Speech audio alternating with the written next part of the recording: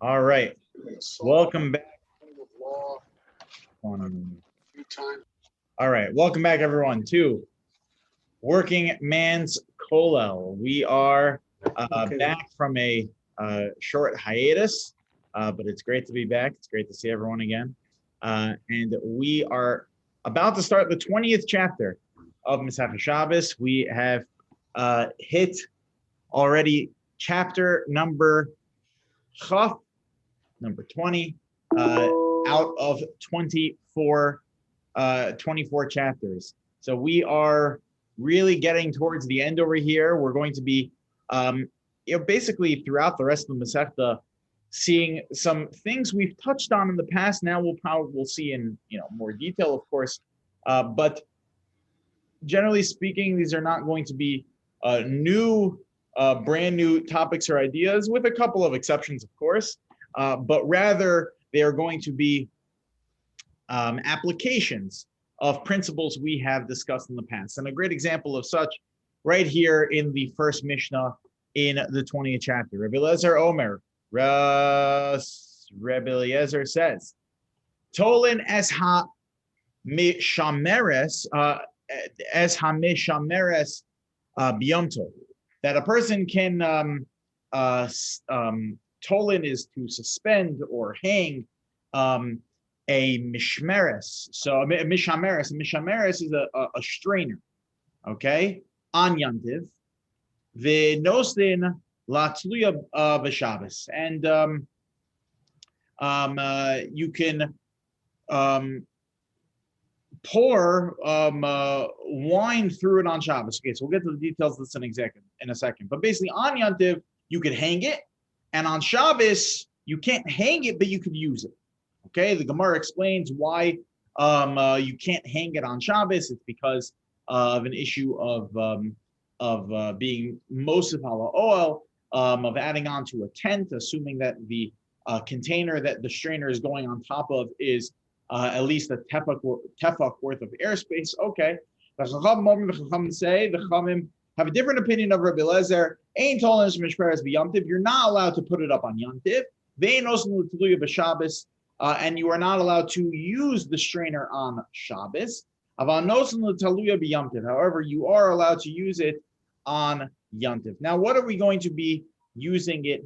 What are we going to be using it for? So here the Gemara explains that what we're talking about over here is we're talking about using a strainer to strain out wine on Shabbos. Now, why are we straining out the wine? In order to get out the sediments from the wine. You want to be able to use the wine for Shabbos and Yantiv. So in order to do it, and in order to enjoy it, you want to be able to remove the sediments from the wine. And in order to do that, you want to strain it out. So Rabbi Eliezer says that on Shabbos and on Yantiv, there would be nothing wrong with doing this. However, the Chachamim say that no, on both Shabbos and Yantiv, this would pose an issue. Now, what is the issue? What is the potential problem of using a strainer on Shabbos to pour the wine through the strainer to strain out the sediments? What is that problem? So the Gemara has two different opinions as to what the issue may be. One opinion, says the Gemara, is that the issue of straining out the wine is a problem of borer, separating. You're separating the sediments from the wine, right? You have a ta'arovis, you have a mixture of wine with sediments, and now you want to separate those two out. We know that in the list of the 39 malachos, that a law among the list of the 39 malachos is separating bad from good, and therefore, in this scenario, this would be separating bad from good. In the list of the 39 malachos, in addition to borer, right after borer, the next of the 39 is another malacha, very similar to borer. It accomplishes pretty much the same thing that borer accomplishes, but it is technically a little different because it's done in a different. It's done for a different. It's a different usage, and that is called meraked, sifting. So essentially, you have flour, and you've picked out all of the pieces of rock or sand that ended up inside of the flour. So you did that with your hands for borer, but now there are small, let's say, small pieces of chaff or something in the flour that picking with your hands in order to get it out would be quite complicated and time consuming. So instead, what you do is you sift the flour. So after you've done the borer for the big pieces, now you want to do Murakid for the small pieces. That's the next one on the list of the 39. So the Gemara has a second opinion here, that the issue here is not borer, but rather it is Murakid. And that's why the Chachamim have a problem over here of you using the strainer on Shabbos. The strainer where you pour the wine with the sediments through the strainer in order to extract only wine and leaving behind sediments, that is like using a sifter on Shabbos to sift flour. And there, that is going to be a problem of Murakid. Okay, so two opinions found in the Gemara over here, whether this is a prohibition of borer or it's a prohibition of Murakid. So the question that we have to ask, though, is why does it matter? It's prohibited. There's an issue here. You're not allowed to do this. Either it's because of borer or it's because of Murakid.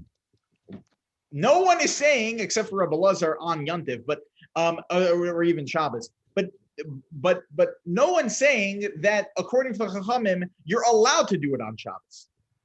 No one said that. The question is why it's not okay. Why does that matter? It's not okay. It's not okay. It shouldn't matter why, as long as we know what the problem. The problem is okay. You can't do it. You can't separate it. Why does it matter which malacha is being prohibited over here? Okay, so this is a major machlokes that is found in the Rishonim regarding. First, we have to take a step back. It's regarding the following, but in order to understand it, we have to take a step back. We know that on Shabbos, there are different degradations of prohibition. There is violating Shabbos in the most egregious manner, which is knowingly violating Shabbos, even though you were warned not to. Okay? B'mezid with Hasra'ah. This is the most egregious version. And if the Hasra'ah is done with witnesses and witnesses see you violate Shabbos and you knowingly do it and you with a clear mind say, I know that this is going to bring me before a rabbinical court that could potentially put me to death and I'm going to do it anyway, that if a person violates Shabbos to that degree, they are chayiv skila. They get stoned, they get the death penalty. Okay? Capital punishment. The least severe would be if a person mistakenly violates Shabbos. They did not realize, let's say, that it was Shabbos. They didn't realize that this was prohibited to do on Shabbos. They know what they're doing. They just don't know that there are consequences to what they're doing.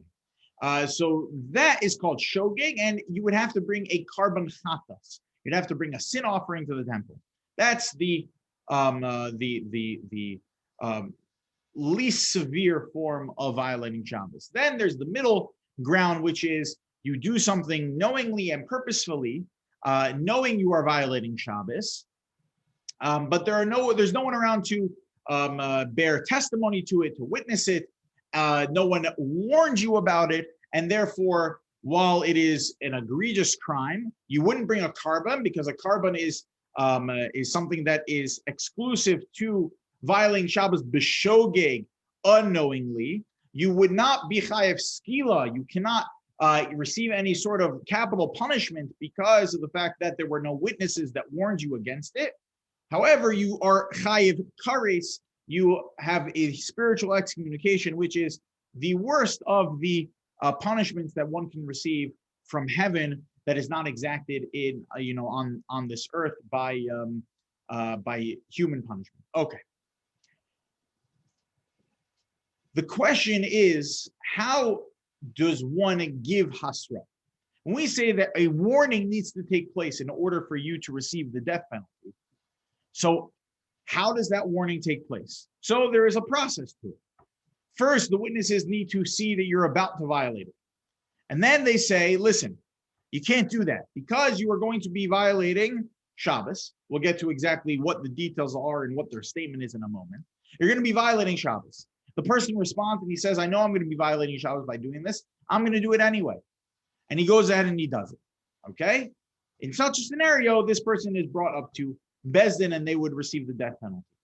Now, what do the witnesses have to say when they see the person about to violate Shabbos? So this is subject to a machlokes in the Rishonim. There are two opinions found in Tosfos. There's an opinion found in Tosfos Rid, opinion found in the Rambam, Rashi. There's a number of different opinions as to what exactly needs to be said. Let's start with the Tosfos. Tosfos says in Bava Kama and Daf Beis, there's also Tosfos and Daf Ayin Gimel, that in order to give Hasra'ah, in order to give warning over violating a certain malacha, you can't just say you are not allowed to use a strainer on Shabbos to strain your wine and to strain the sediments out of your wine. How do you have to say it? You have to say, by straining your wine on Shabbos, that would be a violation of borer, or that would be a violation of miraked. You have to identify the av malacha, the principal form of labor that one would be violating in order for the warning to take effect. If you just simply say you can't drive a car on Shabbos, it's not specific enough. You need to become very, very specific when giving the hasra. Otherwise, it's what's called Hasra'ah safek. It's an incomplete hasra. It's a doubtful hasra. It wasn't detailed enough because the person in court could always say, "Oh, I would have never violated borer. I would have never violated miraked. Oh, they should have told me that I'm not allowed to do this because of whatever reason." Meaning you can't give the violator, the transgressor, room to argue in court that, oh no, I really was a shogeg because if only they were more detailed, I would have known that this is the following prohibition. Okay? So you need to be as detailed as possible when you give that, when you give the, according to Tosfos, when you give over the warning. So according to Tosfos, it is very important, according to our Gemara, and our Gemara is a proof to his point, to his opinion. It's very important that you become as detailed as possible, which is why our Gemara goes out of its way to try and figure out exactly what the Av Malacha is here. Is the Av Malacha, is the principal category of prohibition that's being violated when you use a strainer for wine on Shabbos, borer, separating, or is it miraked, sifting? And that is very critical. Because unless you figure that out, you're not going to be able to give the proper hasra that's necessary. Tosfos points to, look at this following Gemara. Take a look at this. Tosfos points to the following Gemara as a proof. The Gemara beginning of Meseches Bava Kama. Meseches Bava Kama, let's pull it up. The Gemara has discussion as to how do you define an Av and how do you define a Tolda? How do you define the principal category of Malacha on Shabbos and the subcategory? So says the Gemara like this. My Ika Bain Av Litolda. What's the difference between an Av and a Tolda? Nafkamina Di'ilu Avid Shtei Avos Bahadi Adadi. Because it's important to know, says the Gemara, the difference in an Av and a Tolda, because when it comes to an Av Malacha, if you do multiple Avos Malachos, let's say on one Shabbos, I want to go on a Chilul Shabbos spree. So I do every single one of the 39 Malachos. I plant and I plow and I do every single one of the 39 Malachos, but the whole time I'm thinking that it's Sunday. I don't realize it's actually Shabbos. Okay? So if that's the case, or rather I don't realize that each one of these things are prohibited to do on Shabbos. Okay, that's a better example. I don't realize that one is not allowed to plant and one is not allowed to plow, one's not allowed to harvest, and one's not allowed to light a fire, and one's not allowed to cook, and one's not allowed to separate, and one's not allowed to sift, and one's not allowed to shear, and one's not allowed to, I do all of the 39 malachos, okay? In complete misunderstanding of what are exactly the laws of Shabbos. I know I'm doing this, and I know that today's Shabbos, and yet I make this mistake. So says the Gemara, I have to bring 39 separate karbanos. I have to bring 39 separate sin offerings to the temple. Inami toldos or the same would apply if I do two different toldos, two different subcategories. I'd have to bring two separate mechayev. Akol chada v'chada. I have to bring one for every single transgression that I made.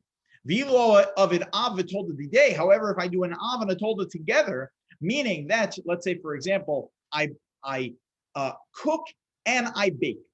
Okay, I don't realize that I'm not allowed to do these things on Shabbos. I don't realize that I'm not allowed to prepare food in the kitchen on Shabbos using a medium of heat.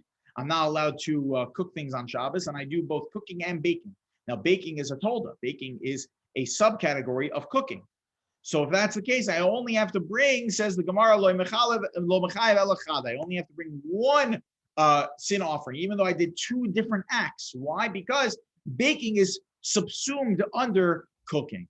The Rebbe Lezer mechayev, I told him makom av. Now, according to Rebbe Lezer, who says that no, I would have to bring two in that scenario. My karile av, my karile tolda. What's the difference between an av and a what's the difference between an av and a tolda? So says the Gemara,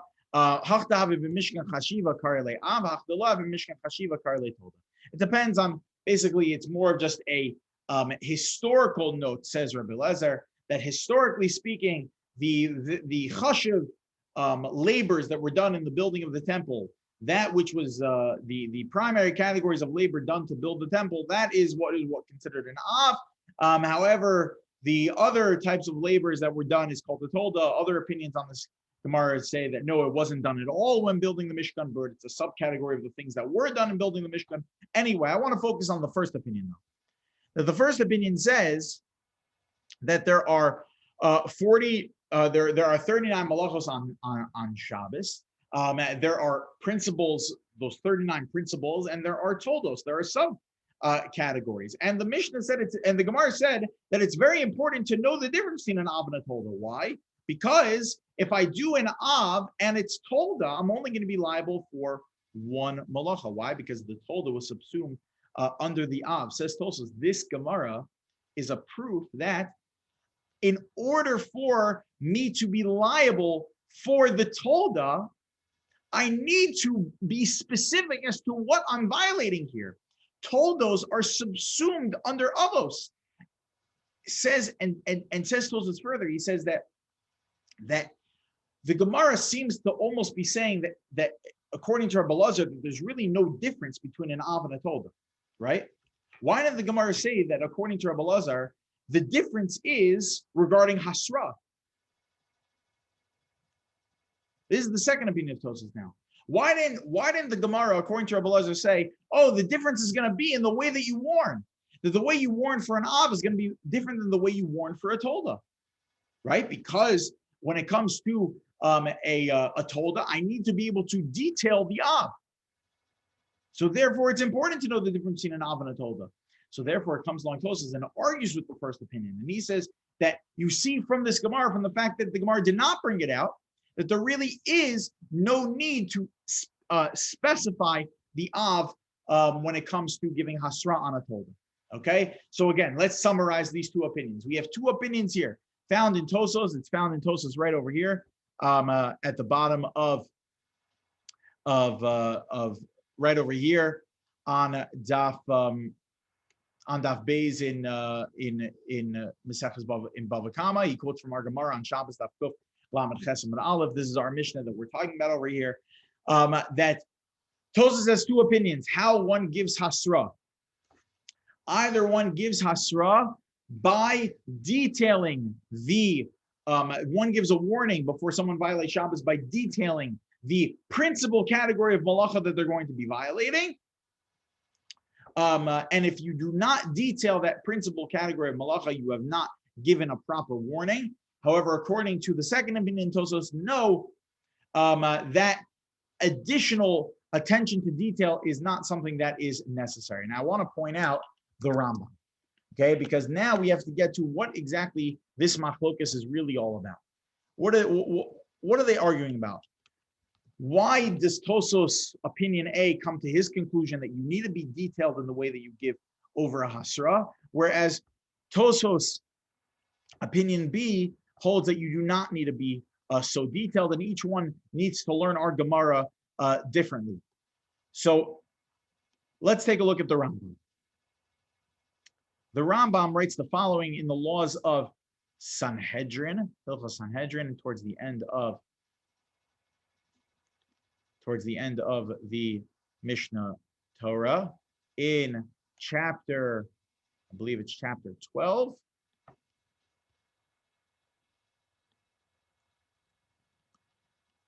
Halacha, here we go. Halacha base. Echad Talmid Chacham, v'echad Am Haaretz. You see a very wise person, a scholarly person, a person who's well versed in Torah law, and v'echad Am Haaretz, and another person, a regular old Joe. Tzarech Hasra'ah. You see them about to violate, God forbid, they're going to violate a prohibition of the Torah. Each one would need Hasra'ah.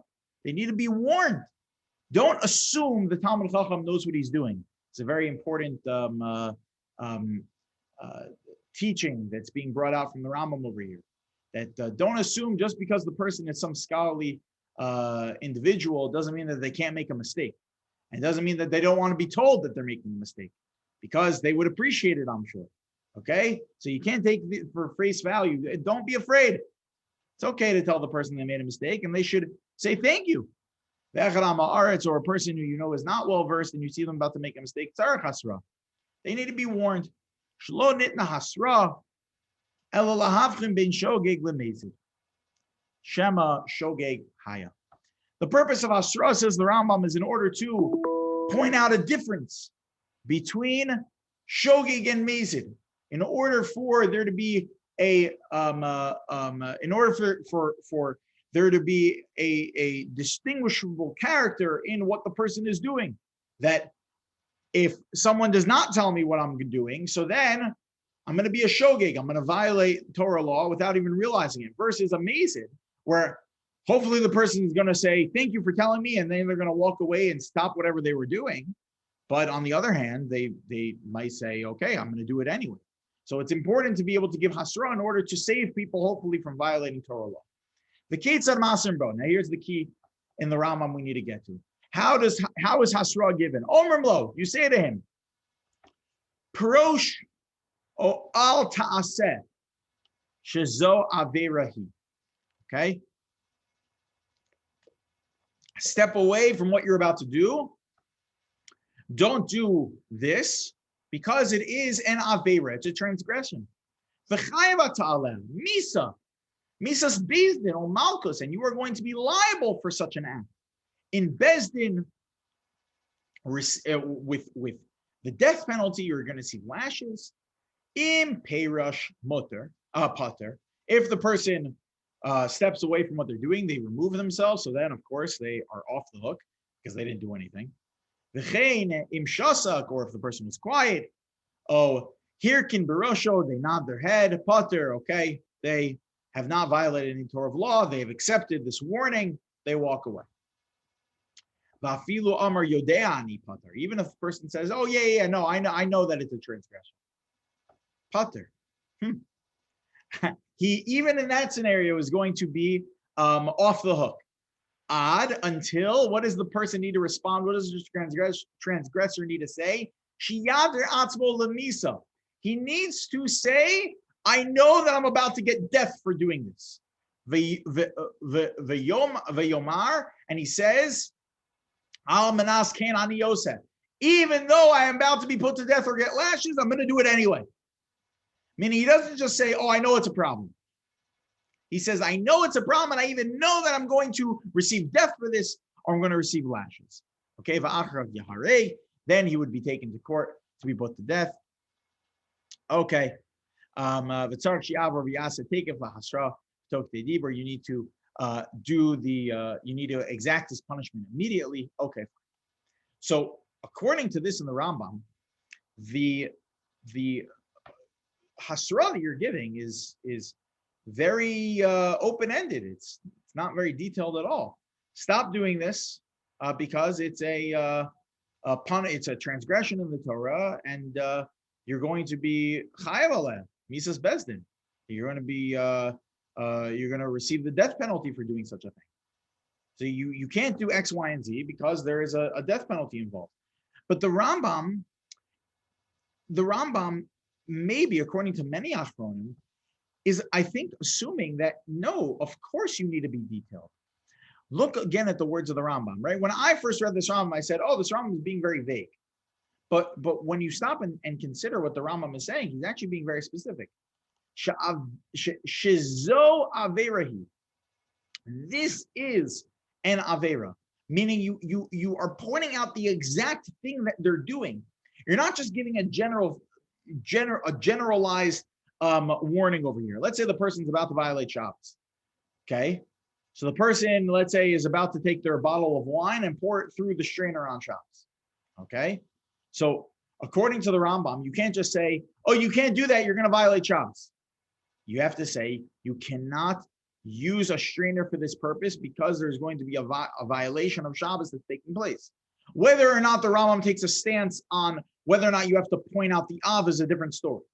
But the Rambam definitely is taking the approach that there is some specificity that needs to take place when it comes to the warning. However, there's a Rashi who argues, and this Rashi is probably the Minchas Chinuch's most famous, favorite Rashi. The Minchas Chinuch, Rabbi Yosef Babad, passed away in 1878, was the chief rabbi of Chernobyl. Rabbi Yosef Babad wrote a celebrated sefer called the Minchas Chinuch. It's an unbelievable work on the 613 mitzvos, the book, the Sefer HaChinuch. But it's a book of Talmudic analysis, just structured according to the Sefer HaChinuch. Anyway, so the Minchas Chinuch, just probably like 15 times in his work, like pretty much like every 20 pages or so, he quotes this Rashi. That Rashi in Masechah Shavuos on Dafra, when Rashi, when the Gemara is describing Hasra'ah and describing the halachos of Hasra'ah, giving warning, Rashi says the way you give warning is you have to point out the pasuk in the Torah. You have to actually quote the pasuk. You have to quote the verse. So let's say, for example, you see a person about to, drink a cup of blood. Okay, that's some crazy example. You see them they have a cup of blood, and they just got back from the blood bank, and they're about to have a l'chaim with a cup of blood. Okay, so this is a prohibition in the Torah that one is not allowed to consume dam. Okay, there's another prohibition in the Torah though, against consuming chelev, which are the prohibited fats that one is not allowed to eat. So you have a person about to drink a cup of blood, and you say to them, "Do not drink the blood because you are not allowed to eat chelev." The Torah says you're not allowed to eat chelev. So that's completely off. That's completely wrong. And the person says, "Oh, I know the Torah says you're not allowed to eat chelev," and they go ahead and they drink, and I know that I can receive a punishment for such a thing, and they go ahead and they drink the blood anyway. So those are two different prohibitions. You were completely off base. So Rashi says you need to actually quote the pasuk.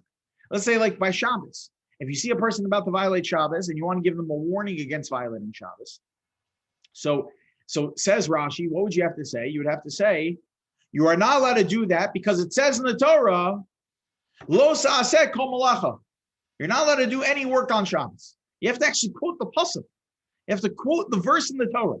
This is the opinion of Rashi. What do we see from this Rashi?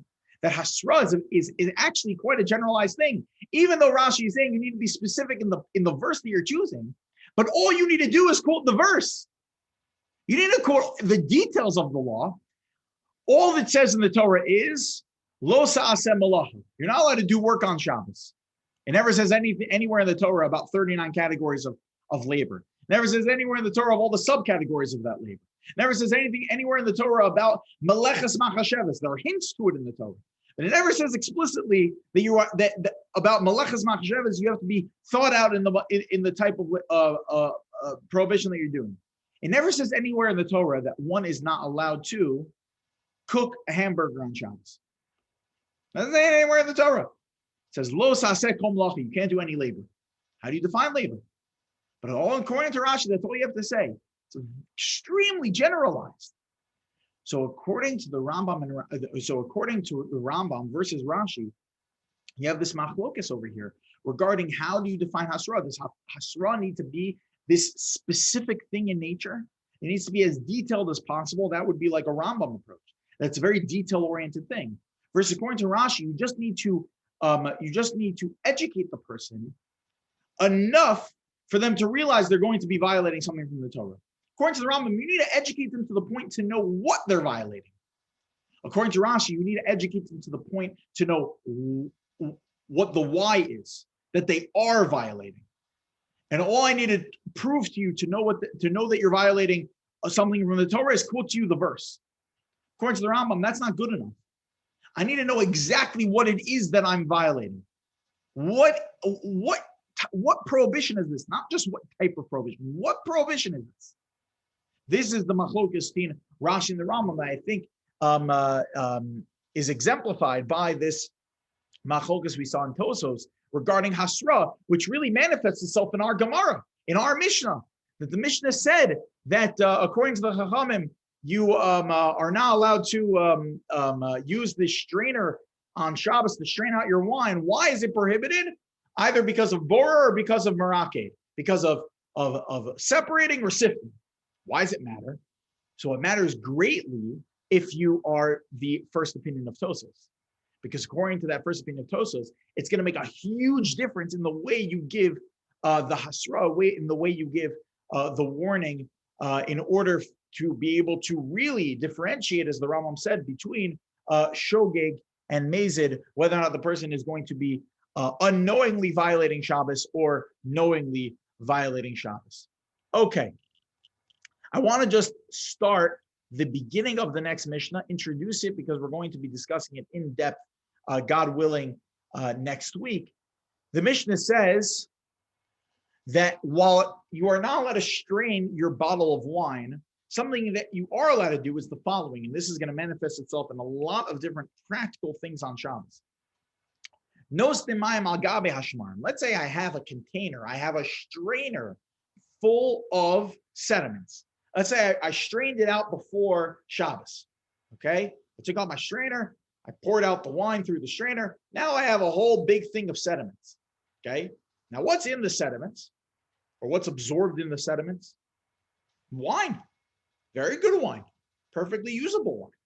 So on Shabbos, I want to be able to take water and pour it through the strainer in order to extract the wine that is in the sediments. Is this permitted to be done? In order to clear it out,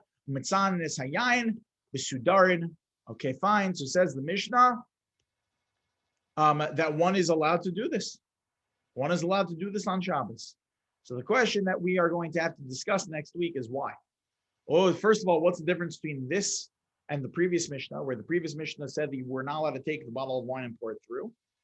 And over here, our Mishnah is saying that if the wine and sediments are already separated, I'm allowed to now pour water through the sediments in order to extract more of the wine. So the question is going to be why. And as we know that it's permitted, so we're going to see a number of practical applications of this Mishnah regarding, number one, making tea on Shabbos. Right? Think about the way you make tea on Shabbos, right? You have a tea bag, and the tea bag is put into the hot water, okay? Let's assume that it was done, according the right way, used multiple cups, you poured, you filled up from the original vessel of hot water into the first cup. And then you take it from the first cup, pour it into a second cup. Now you can pour it into 10,000 different cups, okay? Now for sure, there is not going to be a bishul prohibition going on Shabbos. okay? But what's going to happen? I take the tea bag, I put it in, and then I lift the tea bag up. What happens when I lift the tea bag up? Tea starts pouring out from this little tiny strainer back into my cup. Isn't that a problem? That's number one that we're going to have to discuss. Using tea bags on Shabbos. Number two is pour over coffee. Pour over coffee, where I have these coffee grinds that I put into it seemed like a strainer. It is a strainer into the filter, right? I put that on top of a hot, and again I use, let's assume 10,000 different cups of hot water before I pour it into the over the strainer. Okay, before I do the pour over activity. However, that is basically exactly what our Mishnah is saying over here. This Mishnah is a pour over example. I'm pouring the water over the sediments of wine in order to extract more of the wine. I'm pouring the water over these coffee grounds in order to extract the coffee flavor from them into my water. So what is going to be the story with pour over coffee? But we'll leave it here for now. God willing, next week we'll discuss these practical, very, very practical laws of Shabbos. As I mentioned when we started today, that now we're coming towards the end, but we see all of these practical applications coming out from the Mishnayos. All right, so we'll stop here. Thank you.